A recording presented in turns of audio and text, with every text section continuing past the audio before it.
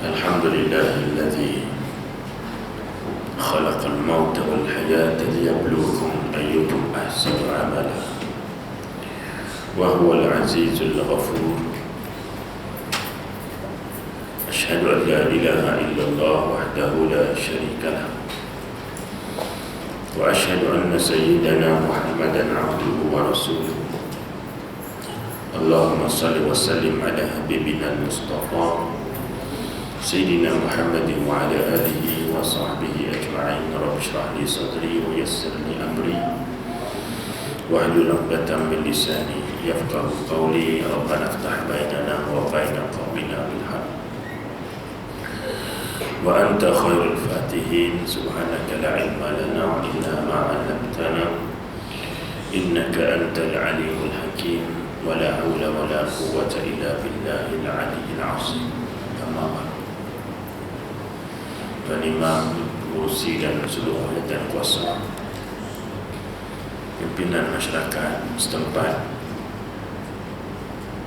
Datuk Guru, Tuan Haji, Puan-Puan Haji, ibu-ibu, bapa-bapa, sesaudara, adik-adik, tetamu Allah Subhanahu wa Ta'ala sekalian.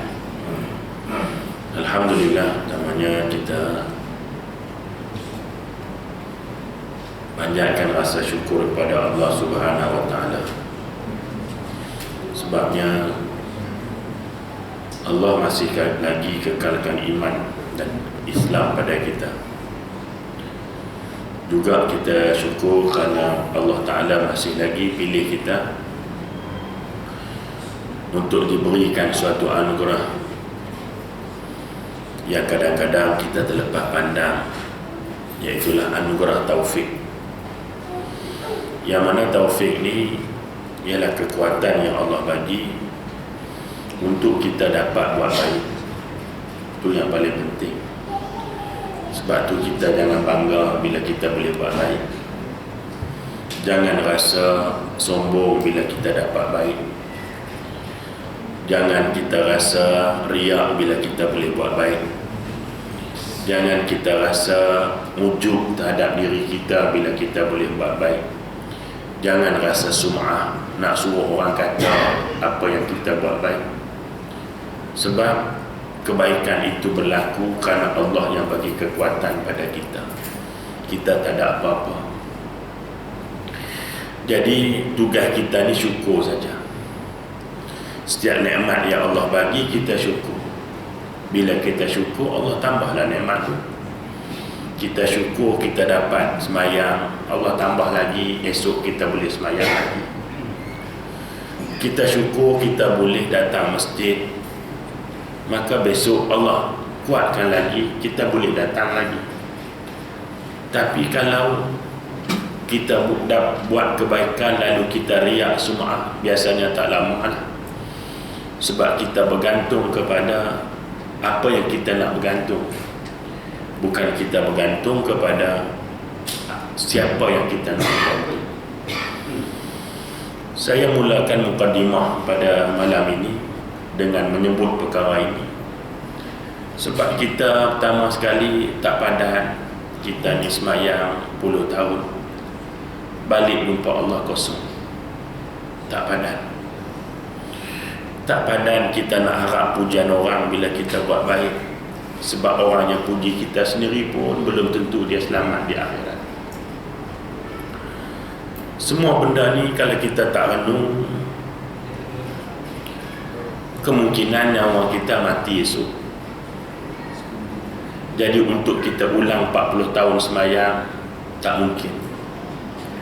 Maka biarlah 40 tahun yang lalu Allah terima sebagai amal di sisi dia.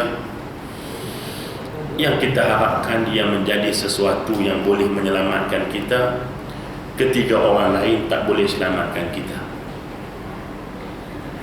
Tuan-tuan dan ibu-ibu yang dirahmati oleh Allah, hari ini kita berada dalam bulan Zulhijjah. Jadi bulan Zulhijjah ni antara 2 bulan daripada 12 yang di dalamnya ada 10 hari yang cukup istimewa. Yang istimewa tak istimewanya sampai Allah menyebut dengan lafaz sumpah di atas firman Allah, walayalun arsh, demi malam yang 10. Hanya ada dua tafsiran kepada ayat ini. Ibnu Abbas kata maksud 10 malam ni ialah 10 hari pertama Zulhijjah, manakala ulama lain kata 10 malam itu ialah 10 malam terakhir Ramadan. Maknanya ada dua saja tafsiran. Jadi bila dua tafsiran ni, maknanya macam mana? Dua-dua ada hujah. Jadi dalam 12 bulan setahun ni, ada dua saja bulan yang Allah bersumpah ada 10 hari yang cukup istimewa. Tuan-tuan sekalian, bukan senang Allah nak bersumpah dengan makhluk dia, kecuali benda yang dia sumpah itu amat hebat. Misalnya contoh kita mai ambil, Allah Ta'ala bersumpah wadduha, dia sumpah dengan waktu duha. Yang mana waktu duha ni hebat. Hebat macam mana? Dia pelepah tanggungjawab kita. Apa tanggungjawab kita? Tanggungjawab kita bila celek saja mata, 360 sendi kita ni minta kita tolong sedekah bagi pihak sendi dia. Kita ni ada 360 sendi. Ni semua sendi. Celek saja mata, seluruh sendi kita bergerak. Maka dengan sebab boleh bergerak tadi, sendi kata tolonglah kau sedekah bagi pihak kami. Sebab dengan sebab ada sendi ni, kamu boleh bergerak. Ini sendi. Cuba bayangkan kita tak boleh nak goyang ini, tak ada sendi. Macam mana kita nak korek hidung? Ambil yang paling simple sekali. Jangan apa nak korek hidung, main tegak-tegak gitu, bocor. Tapi bila kita boleh goyang, kita rasa seronok sampai lewat semayang. Nak tunjukkan tadi ni dah, tunjukkan tadi ni bahawa dengan sebab ada sendi ni tadi, dan sendi itu boleh bergerak, maka tolonglah engkau sedekah. Nak ceritanya bahawa tuan-tuan sekalian, kita bila boleh guna nikmat Tuhan, tanya apa benda yang kita dah sedekah. Mengambil iktibar daripada tuntutan 360 tadi ni, 360 sendi tadi ni, bila celek saja minta dengan tuan dia, yakni kita, tolonglah sedekah bagi pihak kami. Maka sahabat-sahabat yang susah mula nampak muram, bukan nampak mula nampak sesak. Mereka nak makan sendiri pun tak boleh. Ni kan pula nak sedekah pula 360 sendi pula. Kalau sebiji kurma tu ada 360 biji kurma, nak cari mana? Nak pelepaskan kurma makan sebiji pun susah. Maka Nabi faham masalah ni. Lalu Nabi kata cukup dengan 2 rakaat kan, solat duha, itulah sedekah bagi seluruh sendi. Jadi solat duha 2 rakaat sekurang-kurangnya, itulah melepaskan tanggungjawab kita. Tanggungjawab apa? Kepada tubuh badan kita sendiri, yakni kita bersedekah bagi pihak batang tubuh kita sendiri. Nah, tapi kita tak nampak benda ni. Yang kita nampak semayang duha ni, kita tengoklah doa semayang duha. Kalau rezeki atas, turun bawah. Kalau hak duduk dalam bagi naik atas, hak jauh bagi dekat, hak dekat bagi masuk. Dia bukan salah, bukan saya kata salah doa tu dah. Tapi ada benda yang lebih besar daripada itu lagi. Yang lebih besar apa dia? Kita melepaskan beban. Beban daripada apa? 360 sendi yang ada pada kita ini, meminta sedekah. Rupanya sendi ini kita minta sedekah makanan, tak minta sedekah duit, dia cuma minta sedekah sujud pada Allah Subhanahu wa taala. Dia macam juga binatang korban juga. Itu sebab kita tak boleh sedih bila kita tengok binatang kena korban. Hang duk sedih buat apa? Binatang tu masuk surga dah, dia disembelih atas nama Allah. Hang yang sedih tu surga ke tak lagi? Tu fikir situ. Ni hak menangis lembu. Awak sedih lembu kena korban. Dia duk sedih binatang apa? Nah, lembu tu dah bersyukur sebab dia kena sembelih ketika mana orang takbir, tuan-tuan. Sembelih biasa-biasa, tak takbir, bismillah, ya Allahu Akbar saja.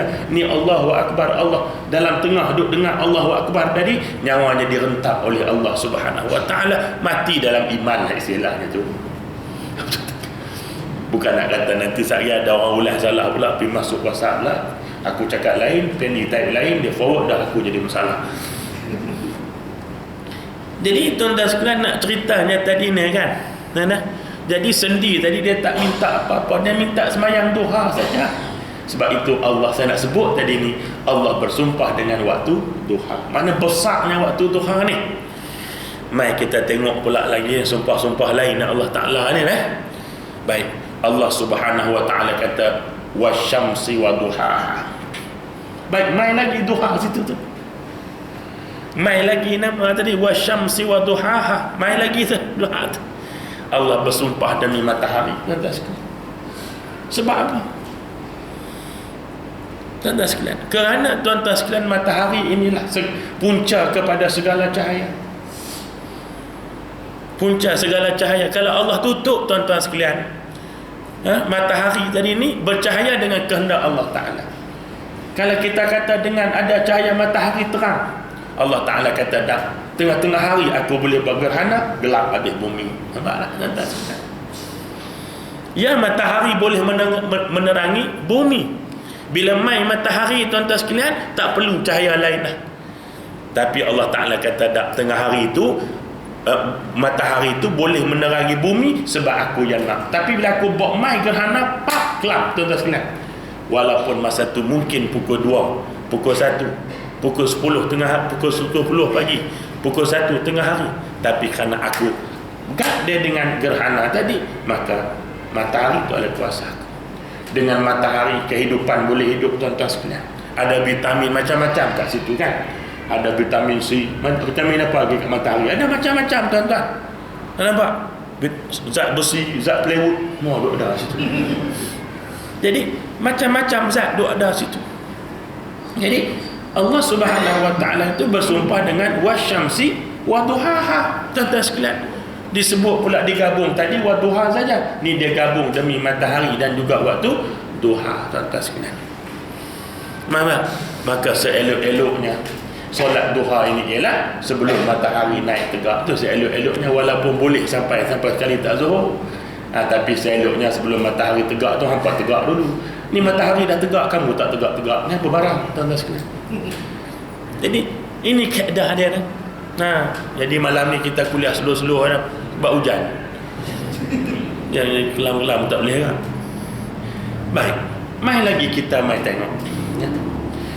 Misalnya tuan-tuan sekalian, dalam banyak-banyak binatang tuan-tuan, banyak-banyak binatang, berapa saja binatang yang Allah bersumpah dengan nama binatang. Cuba apa tengok. Hampa mengaji sini lama dah tuan-tuan, kalahkan UKM lagi ni. Tuan-tuan sekalian, macam-macam subjek duk ada saya tengok. Ada dah. Tak apalah, alhamdulillah. Tapi kita nak sebut tadi berapa banyak-banyak binatang. Ada binatang tertentu yang Allah bubuh nama surah. Tapi yang bubuh nama surah apa dia? Lembu, gajah, lebah, semut, tuan-tuan sekalian. Ini binatang-binatang yang Allah jadikan nama surah. Tapi berapa ekor ataupun berapa jenis binatang yang Allah bersumpah dengan binatang tu? Tolong sebut sikit tuan-tuan sekalian.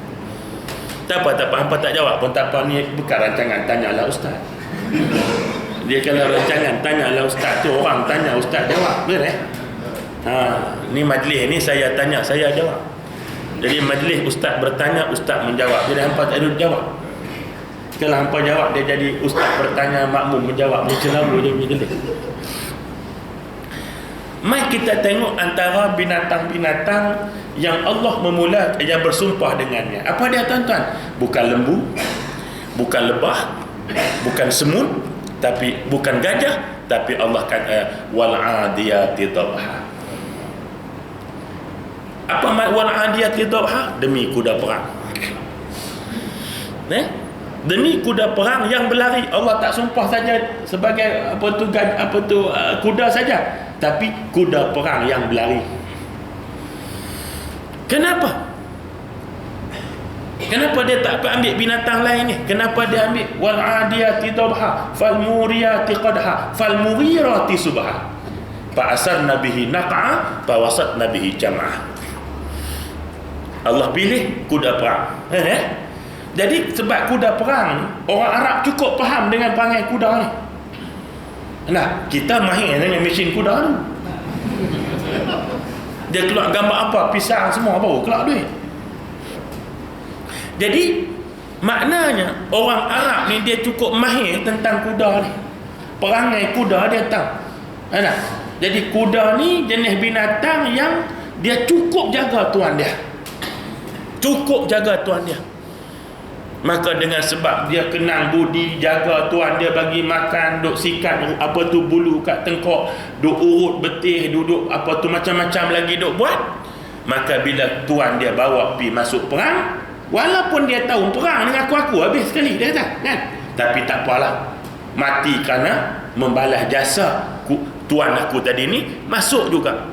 Lalu Allah Ta'ala kata, innal insana li rabbihi lakanud, sesungguhnya manusia jenis makhluk yang tak reti kenang budi. Kuda reti kenang budi. Nampak? Jadi orang ni dia tak reti kenang budi. Bukan kenang budi dengan orang, kenang budi dengan Tuhan. Ni marah sangat orang tak kenang budi dengan orang, tapi lawan Tuhan pun tak apa, jadi kenang budi dengan orang. Ni kenang budi makna dengan budi dengan Allah. Contoh macam ahli sufi kata apa? Kita ni bila tengok rumah orang besar dan kagum dengan orang dalam rumah tu. Ni mesti hebat orang tu, tak sebarangan rumah besar ni. Ada? Tuan-tuan sekalian, besar rumah daripada masjid. Mesti orang dalam ni hebat. Tapi bila tengok hebatnya alam, tak ada rasa pun kata Tuhan tu hebat. Tak rasa. Ni. Tengok rumah orang besar dan kata hebat. Tapi tengok Allah pun, alam ni punya besar, tak ada siapa pun duk kata Allah ni hebat. Ni dari sudut ilmu kesufian. Kan? Bukan tak boleh rumah besar, boleh, tak ada masalah apa. Tuan-tuan sekalian. Tapi nak sebut tadi ni Allah Ta'ala gunakan kuda. Tiba-tiba tuan-tuan sekalian, mai ayat ni Allah Ta'ala kata walayal arsh, malam 10.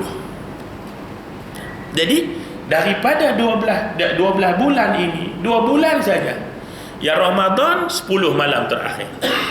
10 malam terakhir. Pulun tuan-tuan sekalian, Nabi pun suruh kita sampai iktikaf dalam masjid.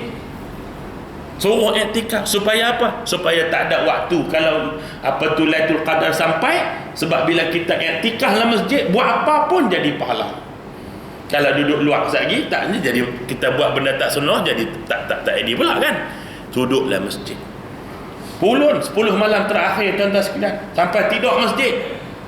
Habis saja 10 Ramadan, 10 hari pula tak mari masjid. Dia penat dah kemarin 10 hari. 10 malam terakhir Ramadan tu pulun sampai lena kat masjid dah. Lepas mula pada pagi raya sampai 10 hari tak mari masjid dah. Dia bukan orang sini lah, tapi nak ceritanya tadi ni.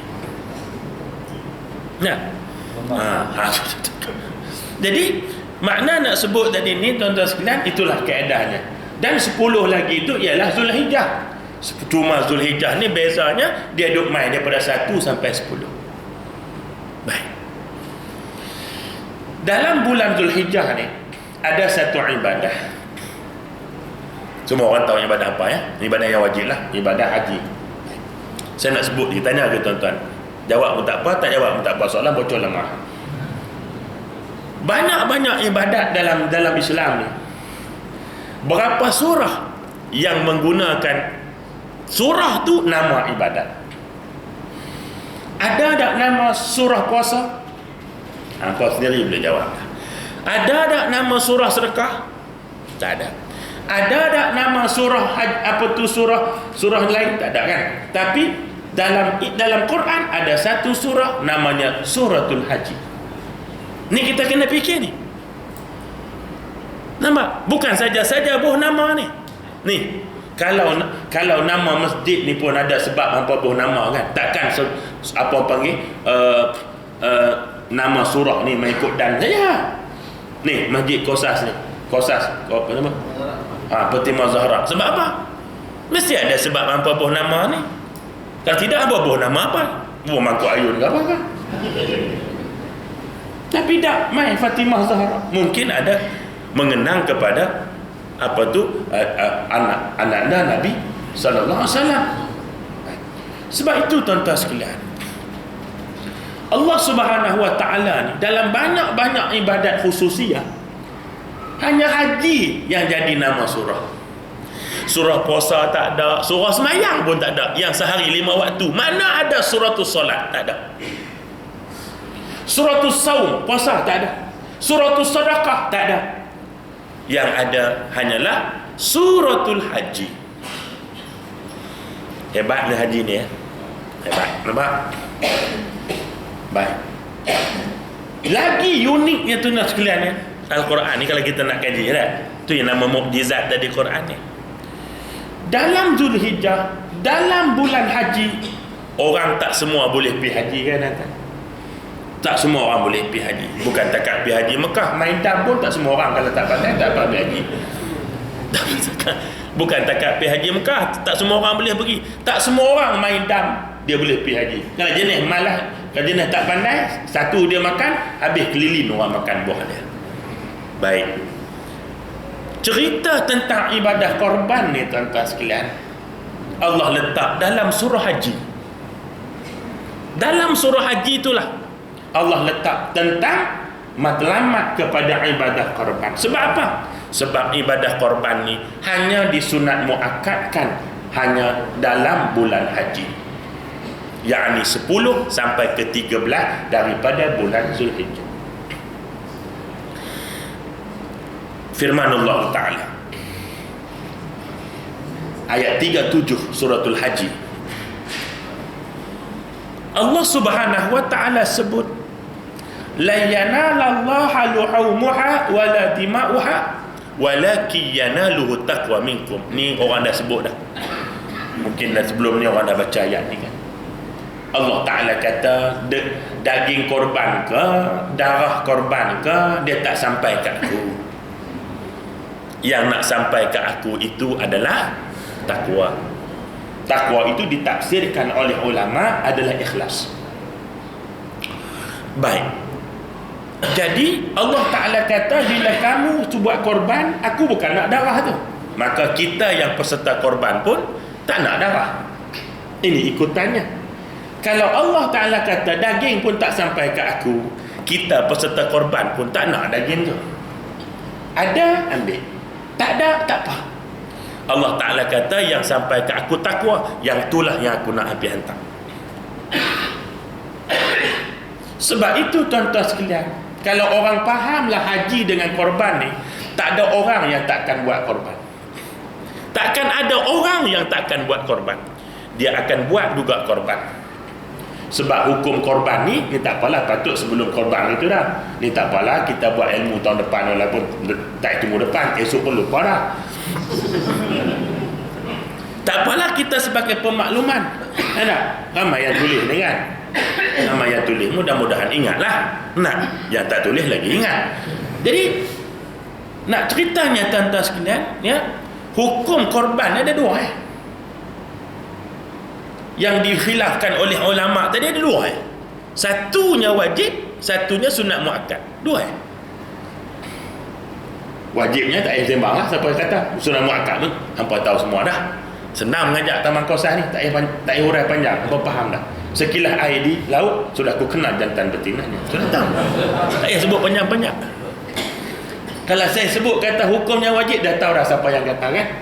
Dah kata sunat muakkad, tahu dah imam mana hak kata. Sebut dia tak habis masa. Saya bukan buat tak tahu. Isyak je berhenti, mana kuliah maghrib.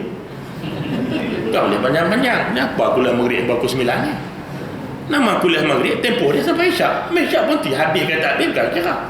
Dia kira kuliah maghrib, tempoh dia sampai isyak. Apa nak sambung? Panggil lentong lah. Baik. Jadi kalau wajib, kalau tak buat jadi berdosa lah tak? Yang kata wajib tak buat berdosa. Yang kata sunat muakkad tak buat, apa memang hukum? Dia mesti ada pasal. Takkan hukum saja-saja.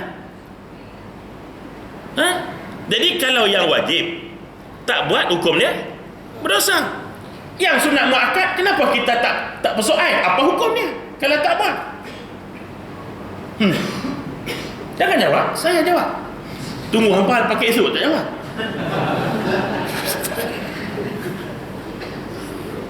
Jadi kata Imam Syafi'i rahimahullah ta'ala, orang yang mampu sunat muakkad. Sama kan yang wajib pun samalah. Yang wajib tu bagi yang mampu lah. Yang tak mampu tak masuk hukum, tuan-tuan sekalian.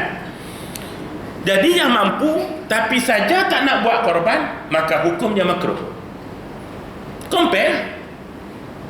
Buat sunat muakkad, tak buat hukumnya makruh. Makruh tak apa. Orang Melayu kan gitu kan?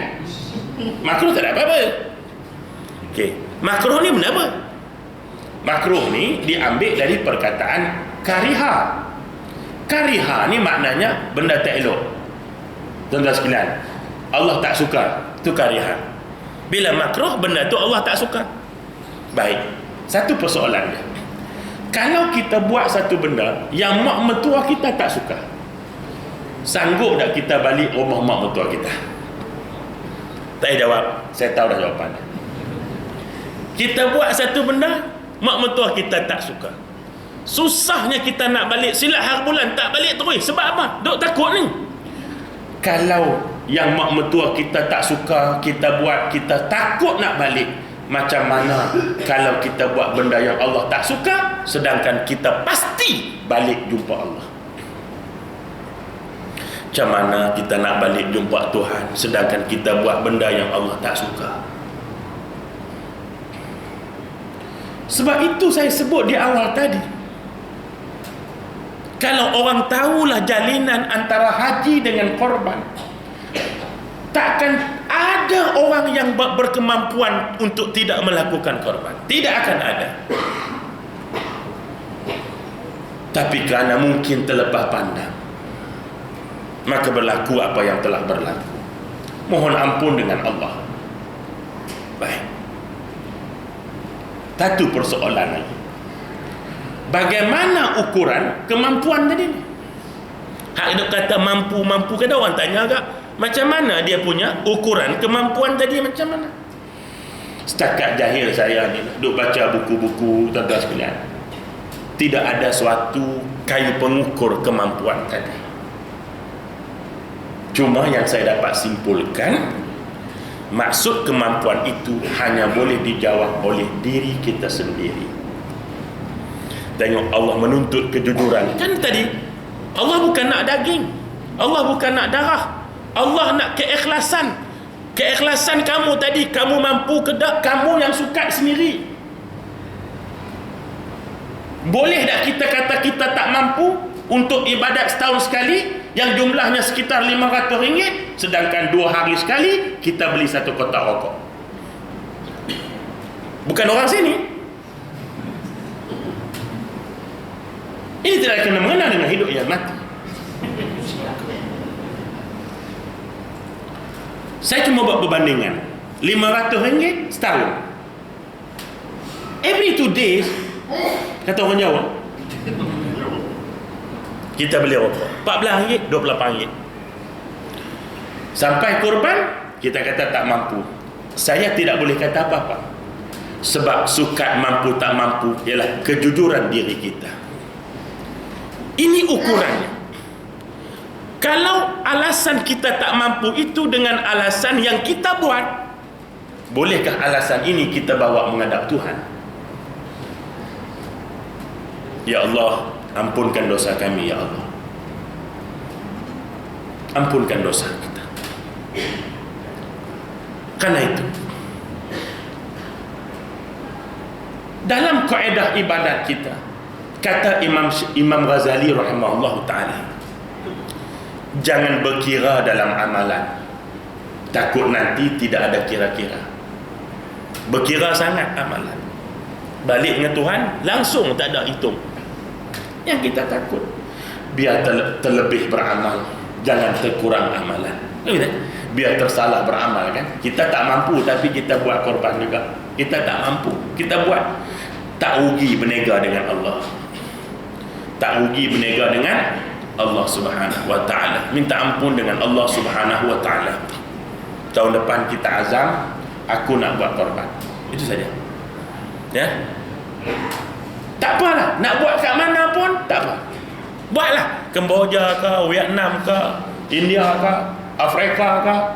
Hatta kalau ada planet Zuhal buat pun buat. Buat korban planet Zuhal. My alien menganjurkan korban di planet Zuhal. Buatlah.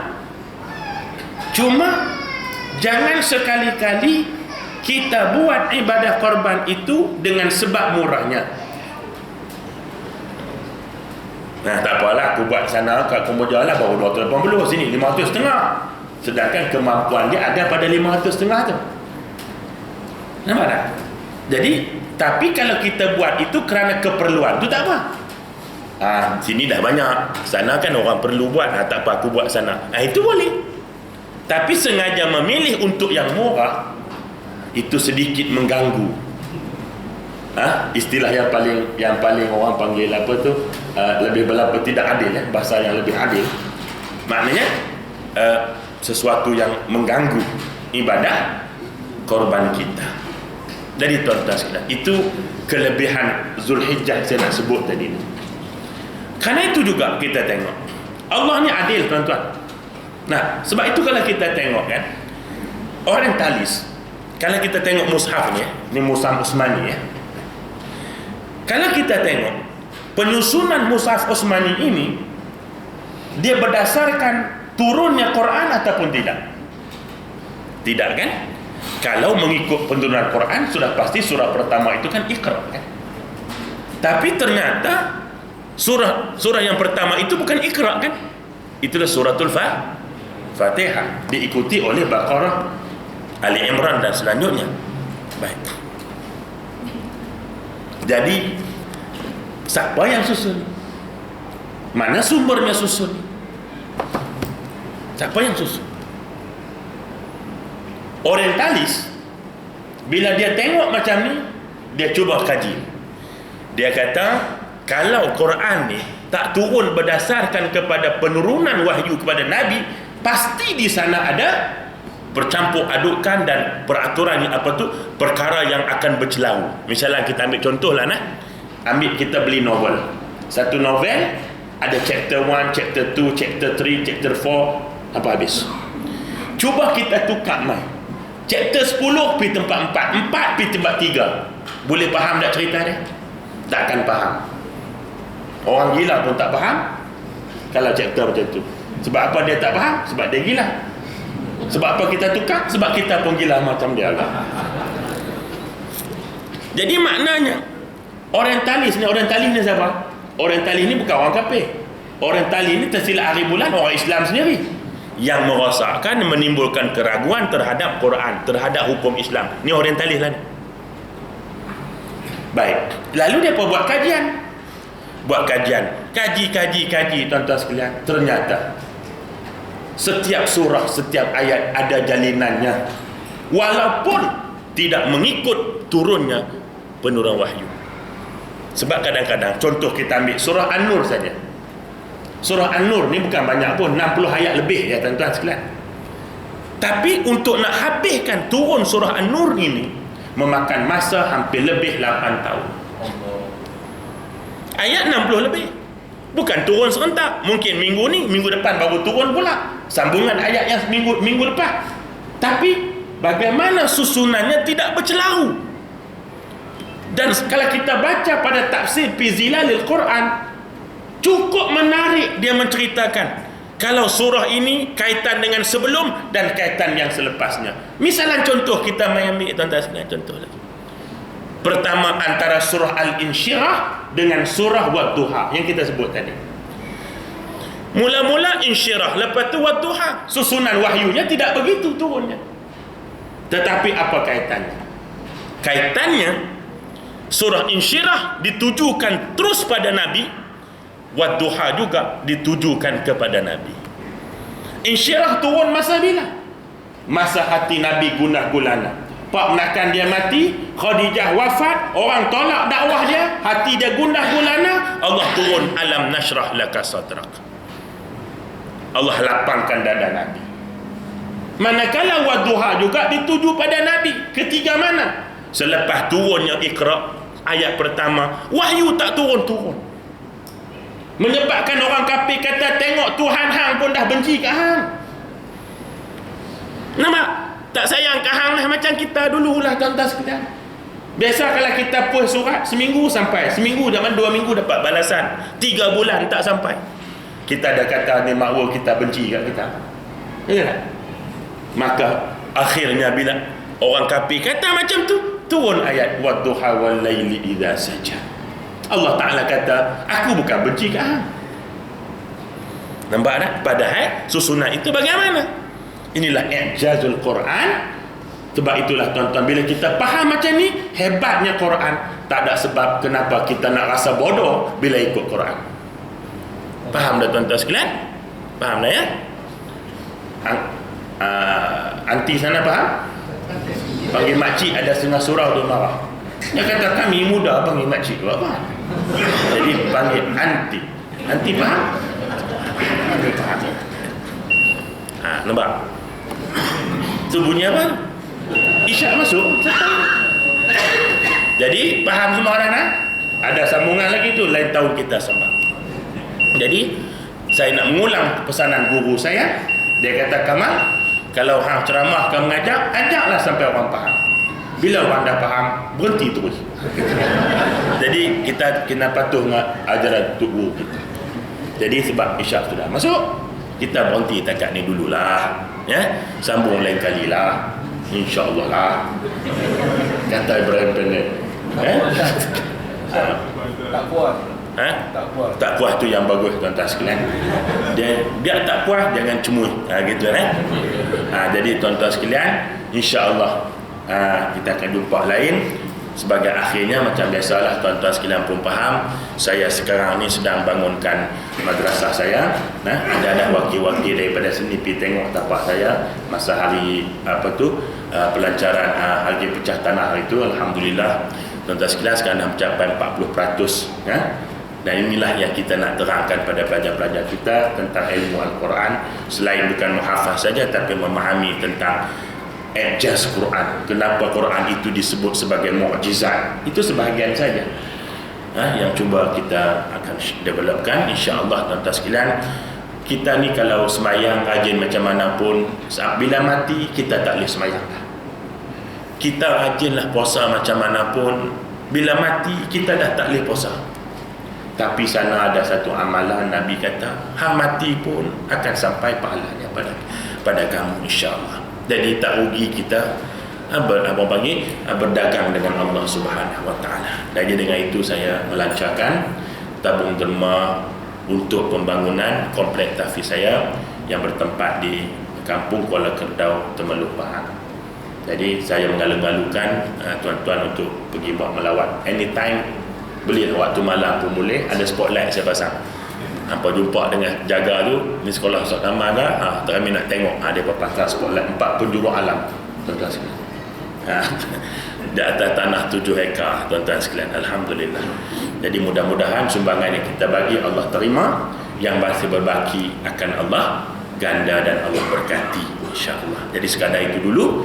Kita yang baik mai pada Allah, yang tidak kelemahan dari saya. Aqulu qawli hadza wa astaghfirullahal azim li wa lakum. Wassalamualaikum warahmatullahi wabarakatuh.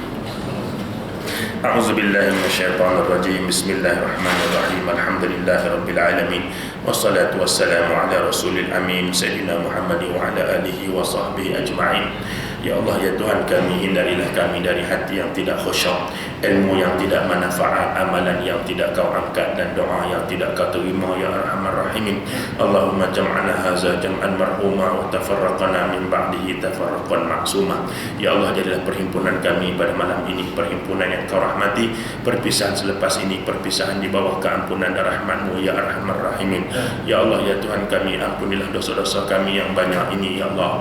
Dosa kedua ibu bapa kami kami ya Allah, dosa anak-anak kami ya Allah, dosa suami-suami kami ya Allah, dosa isteri-isteri kami ya Allah, dosa seluruh orang beriman di kalangan kami, sama ada yang masih hidup atau yang telah menghadapmu ya Arhamar Rahimin. Rabbana atina fid dunya hasanah